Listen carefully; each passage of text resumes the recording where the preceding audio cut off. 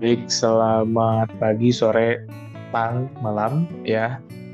Jumpa lagi dengan Bapaknya. Untuk mata kuliah perilaku organisasi ya. Perilaku organisasi sekarang sudah masuk ke sesi 2. Sesi 2 ini kita akan membahas berkenaan dengan keragaman organisasi. Jadi di dalam organisasi itu sebetulnya tidak akan terlepas dari yang namanya keragaman ya. Kalau di dalam organisasi hanya homogenitas saja, bisa dipertanyakan tuh ya, karena keragaman itu pasti ada ya di dalam suatu organisasi. Nanti kita akan bahas ya peranan dari keragaman itu seperti apa, manfaatnya seperti apa, dan bagaimana sih sebetulnya strateginya supaya kita mengoptimalkan keragaman dari setiap individu. Karena kita tahu bahwa sebetulnya keragaman itu adalah salah satu bentuk ya organisasi memiliki berbagai macam karakteristik. Sehingga kita tahu ya setiap orang punya keunikan masing-masing. Nah, tinggal bagaimana caranya supaya kita membuat strateginya supaya keragaman ini bisa bersifat positif di dalam lingkungan organisasi. Ya, baik teman-teman semua. Ya, oke. Jadi pemaparan terkait dengan keragaman organisasi ini kita bagi menjadi 6 pembahasan ya. Yang pertama sudah tentu kita bahas terkait dengan definisi dari keragaman itu sendiri seperti apa. Lapisan keragaman ada apa saja, keragaman dalam individu ada apa saja, ada tingkat keragaman, manfaat keragaman, dan juga kendala penerimaan keragaman itu sendiri. Ya, pembahasan kita ada 6 ya. Baik, sebelum kita masuk ke pembahasan terkait dengan keragaman, ini adalah terkait dengan pohon perilaku organisasi yang sempat minggu lalu kita utarakan ya. Nah, jadi teman-teman kemarin itu disuruh untuk membuat pohon. Nah, ya, sebetulnya fungsinya untuk apa? Supaya teman-teman tahu nih pohon itu ya, pohon perilaku organisasi itu kita bahas ya. Jadi kemarin itu sempat sempat saya lihat ya. Jadi dalam pembuatan pohon itu eh, ada yang sudah dengan akarnya gitu ya, ada daunnya gitu ya, ada batangnya, ada yang sudah ada dengan buahnya, ada juga belum ada gitu ya. Kemudian juga eh, ketika kanvasnya atau kertasnya ada gitu ya disiapkan, ternyata pohonnya melebihi kanvasnya gitu ya. Nah itu kita bahas ya satu persatu, dan itu bisa menggambarkan personality teman-teman kayak dengan menggambar ya pohon yang kita aplikasikan ke dalam ilmu perilaku organisasi ya. Nah kita lihat ya di dalam pohon perilaku organisasi ini, kita lihat dulu yang paling bawah ya. Yang paling bawah itu ada akar ya. Berbicara akar, ini adalah fondasi. Nah, di dalam perilaku organisasi itu akan berisikan terkait dengan nilai ya, berisikan terkait dengan budaya organisasi. Ya. Nah, akar ini sebetulnya mencerminkan nilai-nilai inti budaya dan keyakinan mendasar organisasi. Nah, ini adalah hal-hal yang tidak terlihat langsung, tetapi menopang seluruh struktur. Nah, tanpa akar yang kuat dan sehat, pohon organisasi ini tidak akan bisa bertahan lama. Ya, sudah tentu nanti di dalamnya ada visi misinya, sejarahnya, norma, etika kerjanya, nilai-nilai organisasi.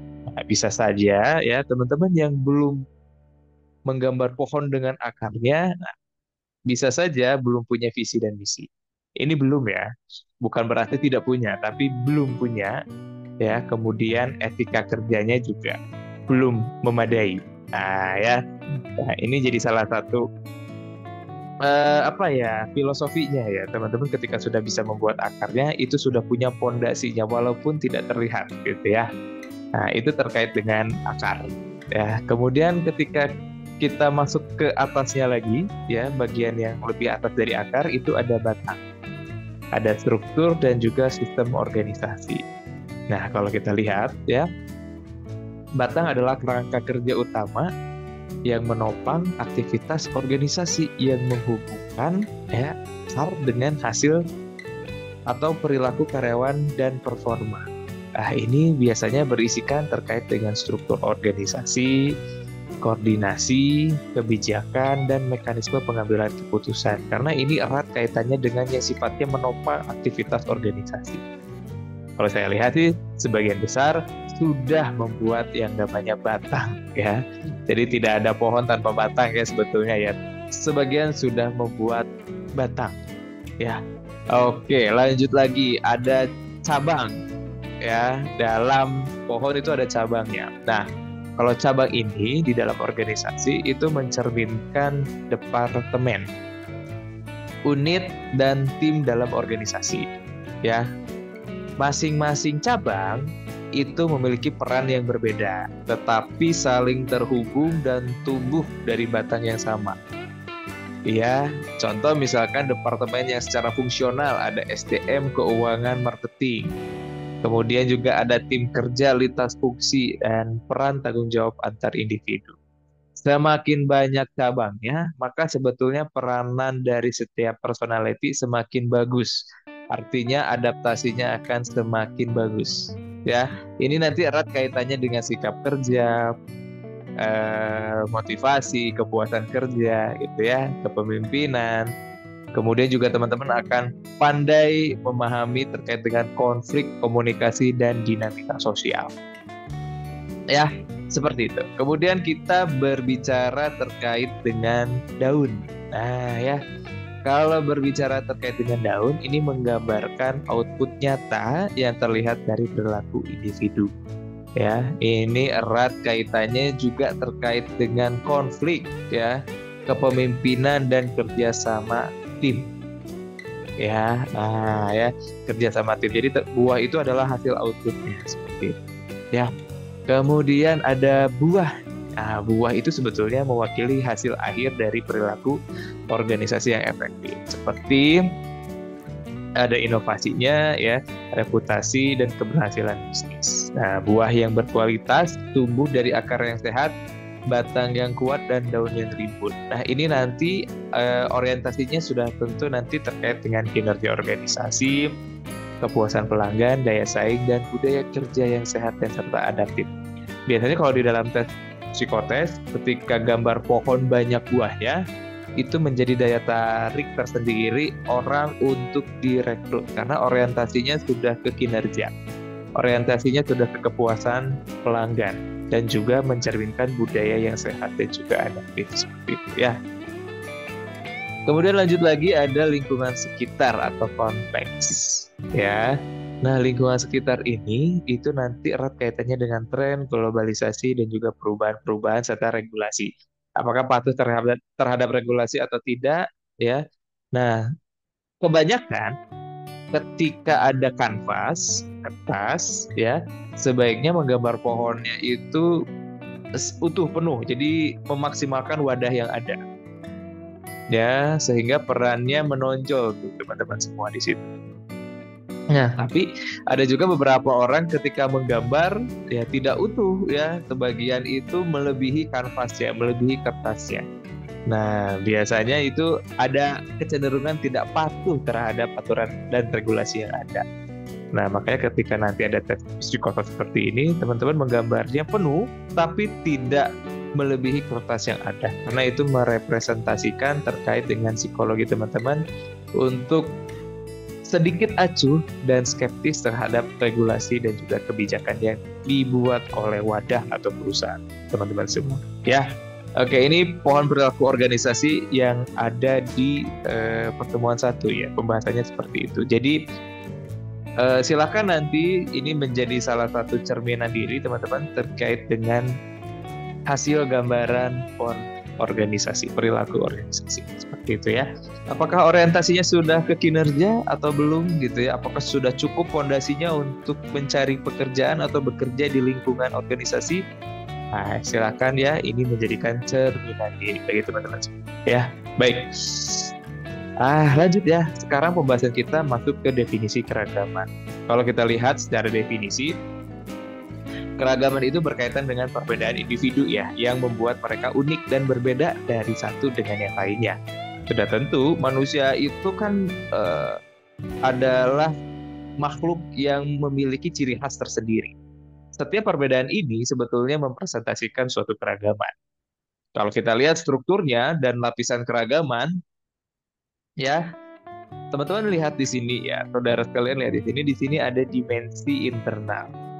Setiap orang usianya di dalam organisasi mungkin berbeda, gender berbeda, orientasi seksual pasti ada kecenderungan yang berbeda juga, kemampuan fisik pasti beda, etnis, ras juga berbeda.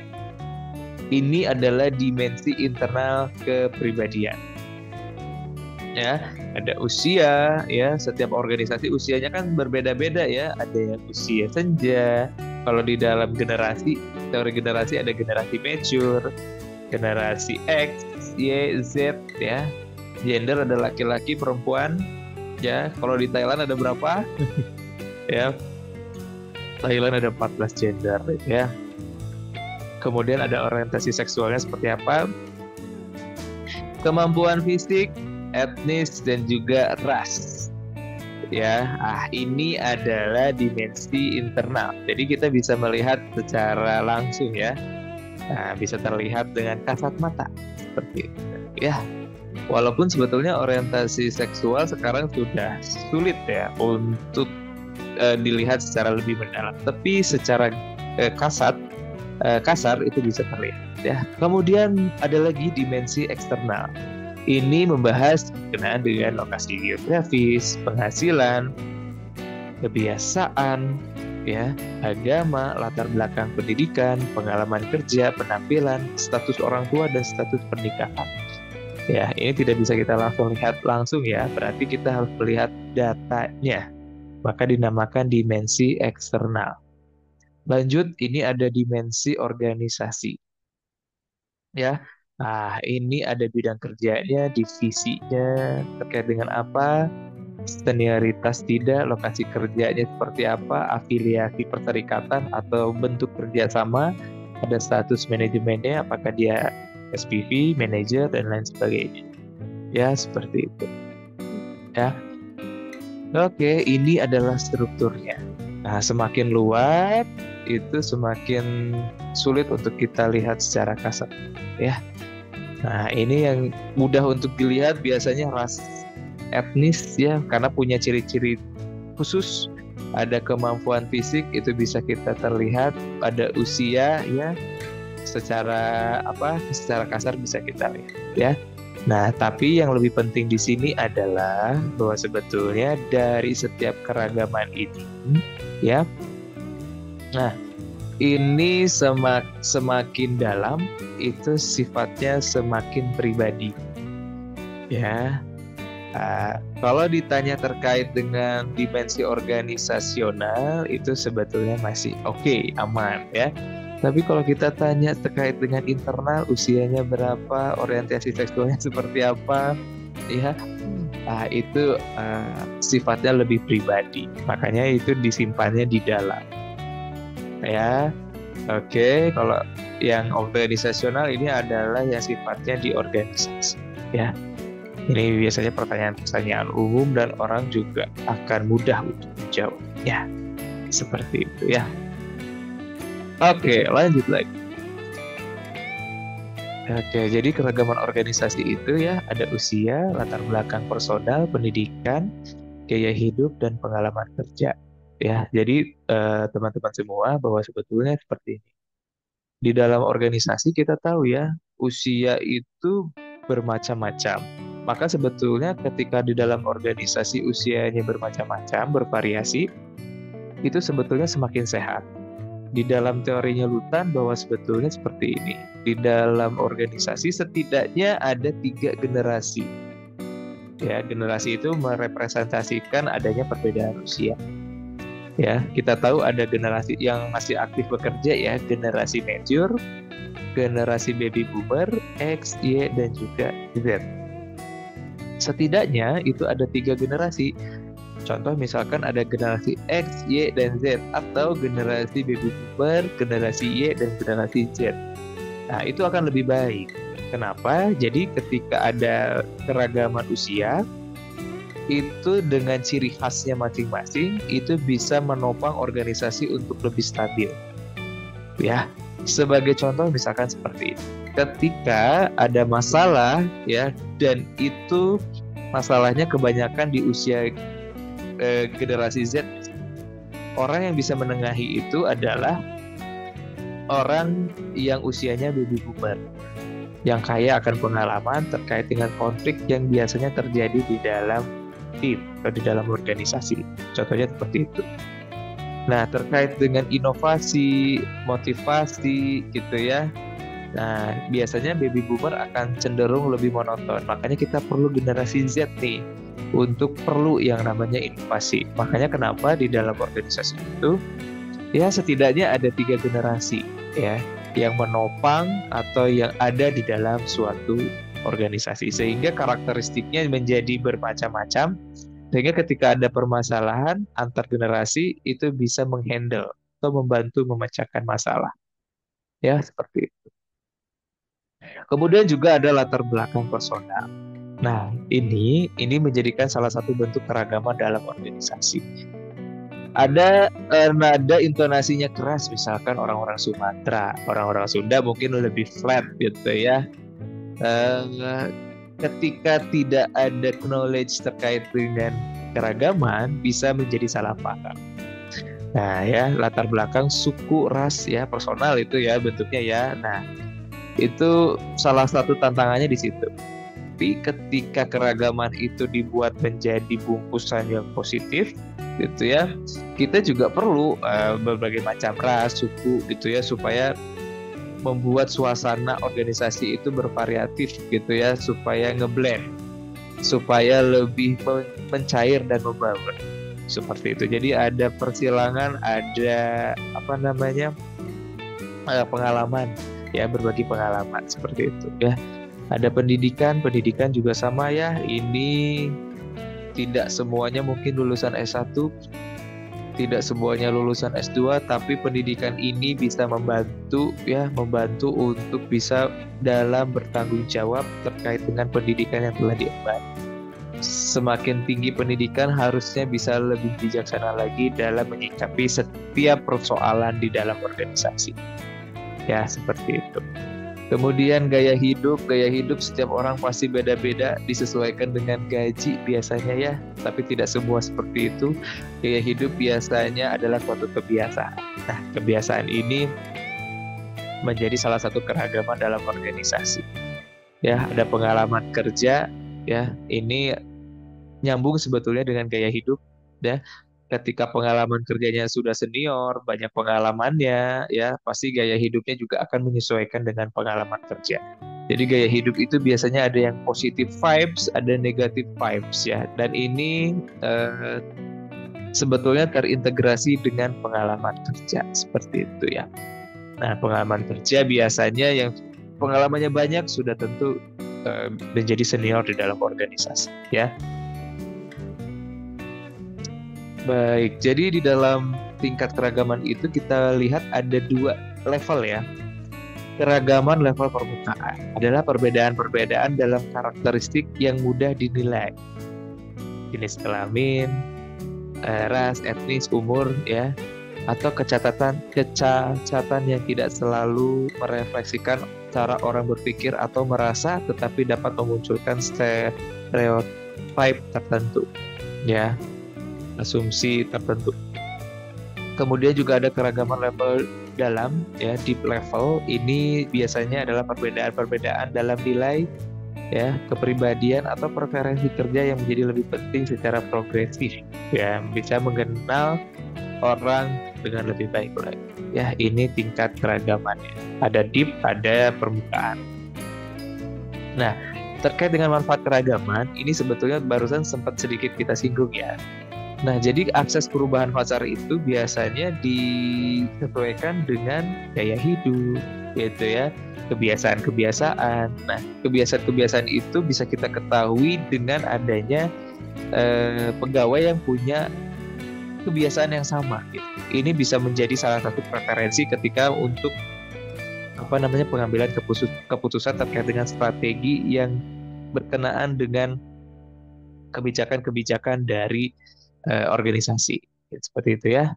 Ada transformasi bisnis dalam skala besar ya. Jadi ketika dengan adanya keragaman ini, misalkan kemarin terkait dengan Hari Raya Idul Fitri bagi kaum muslimin gitu ya. Contohnya seperti itu kan berarti ketika ada organisasi yang sifatnya mementingkan penjualan produk, nah itu menjadi salah satu momentum penting ya untuk membuat transformasi bisnis di skala besar di waktu menjelang Idul Fitri, misalkan seperti itu ya.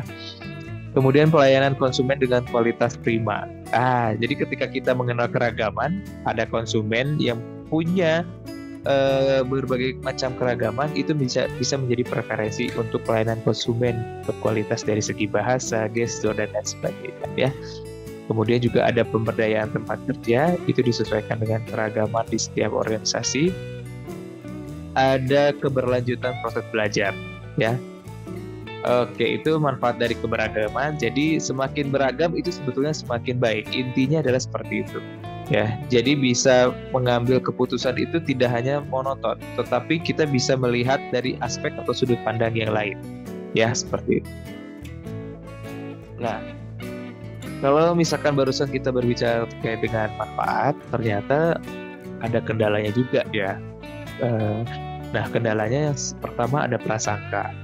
Prasangka ini nyambung juga dengan kesukuan. Tadi sudah kita bahas ya. Contoh misalkan orang-orang Sumatera nadanya tinggi, bisa saja orang Jawa, orang Sunda merepresentasikan besar, misalkan seperti itu. Tidak sabaran, padahal belum tentu seperti itu ya. Kemudian kurangnya komunikasi dan interaksi antar anggota. Nah, ini ya karena punya gaya bahasa yang berbeda gitu ya, gestur yang berbeda. Ketika kurang komunikasi, maka penerimaan keberagaman ini menjadi salah satu kendala. Nah, ini tugas manajer sebetulnya ya, supaya menguatkan komunikasi antar personal, antar anggota individu, supaya nanti penerimaan keberagaman ini bisa menjadi lebih baik lagi. Diskriminasi ya. Oke, jadi ketika di dalam perusahaan, kalau di perusahaan asing ya, ada kulit hitam, kulit putih gitu ya. Tidak hanya itu saja, tapi ada kebiasaan-kebiasaan lain. Itu ada diskriminasi, itu pasti ada. Makanya kenapa perlulah kita mempelajari perilaku organisasi itu seperti ini. Ini peran manajer untuk bisa memahami karakteristik setiap anggota organisasi supaya terhindar dari yang namanya diskriminasi. Ya, nah misalkan dia dari suku tertentu gitu ya, dia tidak perlu misalkan diberikan reward dan lain sebagainya. Nah, itu adalah salah satu bentuk tindakan primitif sebetulnya untuk di tahun sekarang ya. Tapi diskriminasi itu tidak terhindarkan sebetulnya teman-teman semua ya. Bahkan sekarang itu misalkan yang sangat mudah terlihat adalah ketika pemain bola. Selalu ada slogan no rasisme. Nah, biasanya rasisme itu untuk kalangan kulit hitam. Ya, nah biasanya dalam pemain bola itu kalau kulit hitam itu kalau bentuk diskriminasinya dilempari pisang gitu ya. Seakan-akan bukan manusia gitu ya. Kemudian ada pelecehan seksual. Ini ketika sudah ada pelecehan seksual sebetulnya salah satu bentuk pelanggaran berat. Makanya kenapa di dalam organisasi ini erat kaitannya dengan penyimpangan perilaku. Manajer perlu pendekatan bagus nih ya supaya terhindar dari yang namanya pelecehan seksual di dalam organisasi. Kalau sudah ada, masuknya ke dalam pelanggaran. Ya. Baik, itu saja pertemuan kita hari ini berkenaan keragaman. Intinya dalam pertemuan kita hari ini adalah bahwa sebetulnya keragaman itu ya merupakan salah satu bentuk representasi. Setiap orang atau anggota organisasi memiliki keunikan tersendiri. Keunikan tersendiri itu bisa membantu organisasi ya dalam mencapai visi dan misi. Tergantung dari bagaimana ya manajer membungkus ya menerapkan strategi agar keberagaman ini menjadi positive vibes yang akhirnya bisa membantu organisasi untuk bisa mencapai tujuan yang diinginkan. Salah satunya misalkan usia. Usia adalah generasi. Generasi pasti beda-beda. Pasti pola pikirnya akan berbeda. Makanya kenapa menyatukan pikiran itu adalah salah satu bentuk yang cukup sulit. Makanya kenapa peran manajer di sini untuk bisa menyatukan visi dan misi setiap anggota organisasi supaya nanti kembali lagi apakah bisa mencapai tujuan organisasi atau tidak. Dan bentuk diskriminasi yang lainnya itu adalah salah satu kendala terkait dengan keberagaman. Kendala tersebut jangan dijadikan salah satu negatif vibe yang nantinya bisa